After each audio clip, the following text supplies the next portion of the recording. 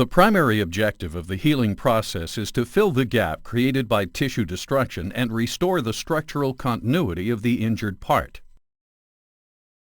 Wound healing is commonly divided into 3 phases, beginning with the inflammatory phase. Inflammation aims primarily at removing the injury-causing agent and limiting the extent of tissue damage as it prepares the wound environment for healing. Inflammation is manifested by redness, swelling, heat, pain, and loss of function. The phase begins with arterioles and venules near the site of injury constricting briefly. Then the vessels dilate, promoting congestion. An accompanying increase in capillary permeability leads to the movement of fluid into the affected tissue. Increasing viscosity causes the blood to flow more slowly, and clotting occurs.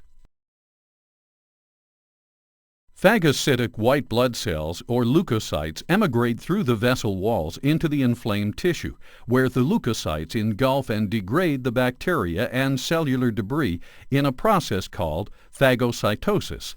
Phagocytosis is part of the immune mechanism to prevent an infection that would impair wound healing. Subsequently, the release of growth factors leads to the attraction of fibroblasts. The arrival of fibroblasts marks the beginning of the second phase of wound healing, the proliferative phase. During the proliferative phase, the focus moves to the building of new tissue to fill the wound space.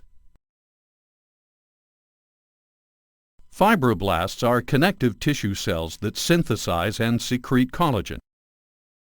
They also secrete growth factors that induce the growth of blood vessels through a process called angiogenesis, while promoting endothelial cell proliferation and migration. The fibroblasts and endothelial cells form granulation tissue that serves as the foundation for scar tissue development. Granulation tissue contains newly developed capillary buds. The tissue is soft and pink, and because it is fragile, granulation tissue bleeds easily. The newly formed blood vessels are leaky and allow plasma proteins and white blood cells to leak into the tissues. The final component of the proliferative stage is epithelialization, which is the regeneration, migration, proliferation, and differentiation of epithelial cells at the wound's edge to form a new surface area similar to that destroyed by the injury.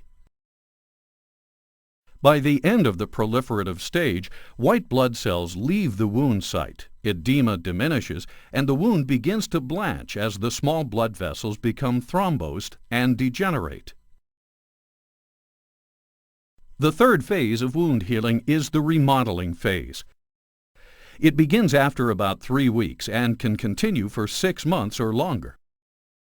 During this stage, final scar tissue is being formed by simultaneous synthesis and lysis of collagen. Clinically, the scar becomes avascular.